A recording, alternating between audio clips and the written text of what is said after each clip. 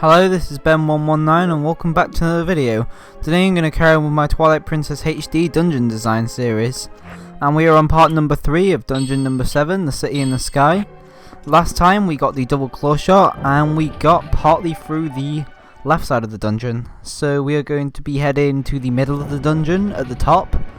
But before we do that, we need to go into this room here. So we left part number 2 outside of this room here, so we've just come from where we left off last time if you're wondering where we are. And just before I claw shot on these targets, I'm going to try and take out these birds, because these birds are really annoying, and when you're double claw shotting between these things, they can knock you out of the sky if you're not careful. So it can be nice to try and take them out. It is fine doing it without taking them out, it just makes your life easier, to be fair. You don't need to take them all out. If you just take out maybe like 1 or 2, it should be fine. So before you carry on going forward, go around this way, the way I'm going here, because it leads to this door over here, and it leads to a little secret, let's just say that. So if we go into this door here, it will put us back into the room that we were just in, but we are in that room from a different place. And if you wait until the camera turns around, there is a chest over here that we can now get. So that was the chest that we could see from the claw shot target, and it is a heart piece. So it's a pretty cool chest. I know it's obviously not intended to beat the game, but it's a cool little secret. I like how you have to go back around and back into the same room to get a secret like that. It uses the targets really well. So we're going to go back up there, but we're going to stop at the door in the middle this time, which is what's intended. The birds have respawned. As you can see here, this is what happens if you don't kill them. You end up targeting onto them. And like I was saying in the last episode, how this temple's really weird. I think all the temples are a bit weird. Like, why is there random chests? Why is there keys and doors? Why? If like Ganondorf or Zant or whatever, if they don't want you to beat these dungeons, why do they give you keys and puzzles and stuff and make it possible? Also, this room's a bit weird because there's grass everywhere. And there's like trees and stuff. But we went for a door here, and I'm not sure if you know where we are, but this is actually the main room. You know the room with like the door that goes forward, the door that goes left and right? One of the first rooms we were in.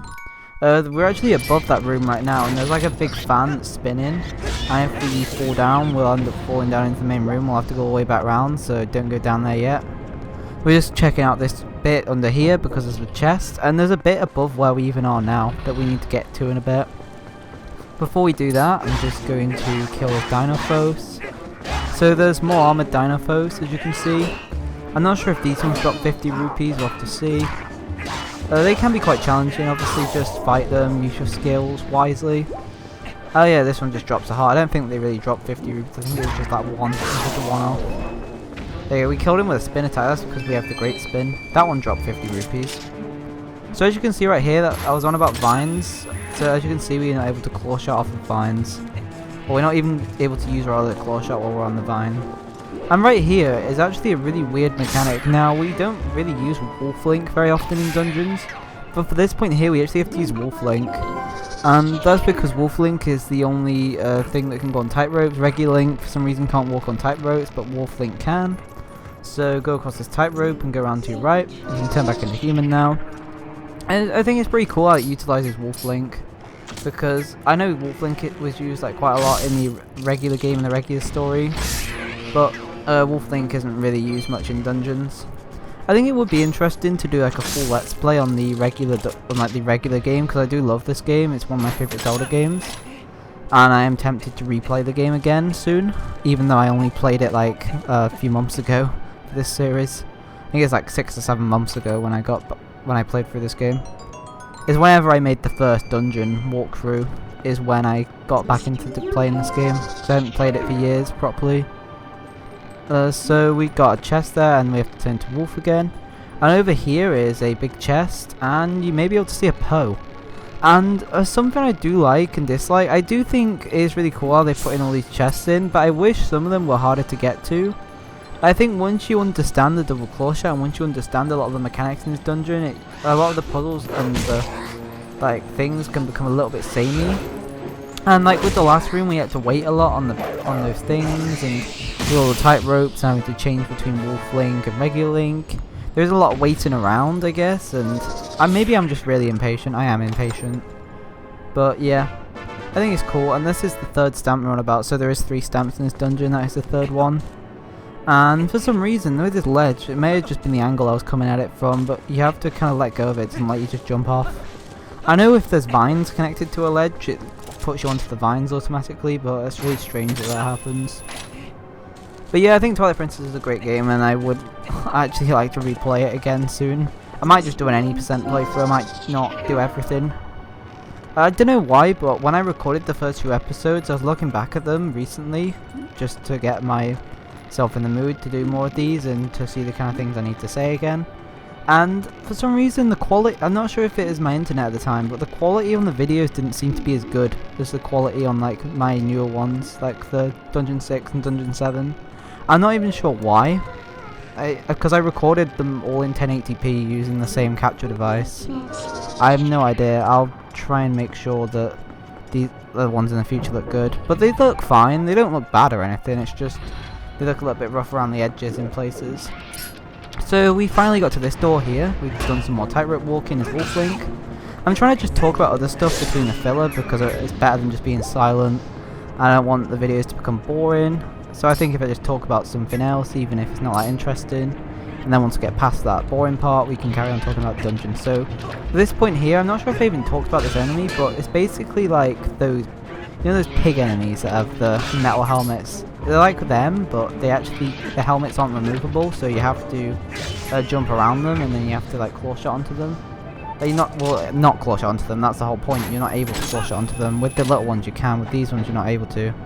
So you have to just go around and attack them. They're a lot harder and they're bigger and they do more damage. They're cool enemies, I like them. They're an enemy that actually put up a fight. And we finally got to the boss key. So that switch above us we had to use to stop it, to stop the fan, which was the fan below us, you know, the one I showed off a few minutes ago. And we just got the boss key. It's a pretty cool place to put the boss key, I think. It's nicely placed. I think, yeah. I think if they had hidden it somewhere random, it would have been a bit weird. It's a good place to put it. It's not, you can't really miss it though. With some dungeons, like Lakebed Temple, you could easily miss the boss key if you're like just trying to get to the boss door straight away. But with a temple like this, you're not really able to miss the boss key because you need to go in that same room to stop the fan anyway. And this puzzle is so cool. So before you drop down into this room here, go into the room below it and claw shot the target above. Not the target, just claw shot the ceiling above and dangle down into this room. And then what you want to do is you want to claw shot the switch that I just claw shotted onto, because that will start the fan in the room in front of us. So the room in front of us is the room I never went into because I wasn't able to do anything, but now we're going to go into it. So we've completed all of the left side, all of the right side, and all of the stuff above the left and right side, and the middle and all of the middle stuff. So now we're just going to head forward because we now activated this room. And the reason we needed to activate that switch is because it activates these fans here. And if these fans aren't activated, we're not able to get across, because what it does is it turns these platforms, and while these platforms are turning, we're able to claw shot between them. So if they're all still, we're not able to get across. Technically there is a way of getting across, but you have to use like boomerang target jumps and glitches, and it's ridiculously hard. But this is like the internet way. I'm not talking about speedruns and all that. That's for a completely different video topic. This is just a casual let's play of going over dungeons and reviewing them. So, City in the Sky, we're getting towards the end of the dungeon now. We're coming up to the final room in the dungeon and the boss. And the boss and the final room, they're actually going to be in a separate episode because I don't want to rush them, because the boss is amazing and I really don't want to rush the boss. There's also the final chest. It's behind this fan here. There's this fan that's stopped, so just go behind it. It's pretty cool how they put a chest there. It's really nicely hidden. So we're about to enter the final room. There's some enemies you need to fight and they'll end the video. So overall, amazing dungeon. Probably my favourite dungeon in the game. The second favourite is either Lakebed Temple or Snow Peak Ruins. Awesome dungeons. Worst dungeon. I am not sure what my worst dungeon is. I don't really have a worst dungeon. All of the dungeons are really good in this game. The Goron Mines is... Even though I love the Goron Mines, I think there's a lot of waiting in that dungeon with the iron boots. So I may have to say that dungeon. But right here we have to fight two of these things at once. So it's quite funny how like in episode 1 we were fighting one of them and that was considered a challenge, and now they just throw 2 of them at us without even any boss music. It just shows like how much you've grown at this point. Like you can easily take on 2 of these. That's how comfortable you got with the claw shot. It'd be cool if you could use the double claw shot in combat, how you could like claw shot both of them towards you at the same time. No idea how it'd work. But we're just going to kill this and then we're going to end the video. So in the next episode we're going to fight the boss and I'm going to give you my overall review on the dungeon. So if you enjoyed the video, please like the video and subscribe if you're new around here. Stay tuned for the boss because it is my favourite boss of all time. And I'd love for you all to see it because it is really amazing. And goodbye.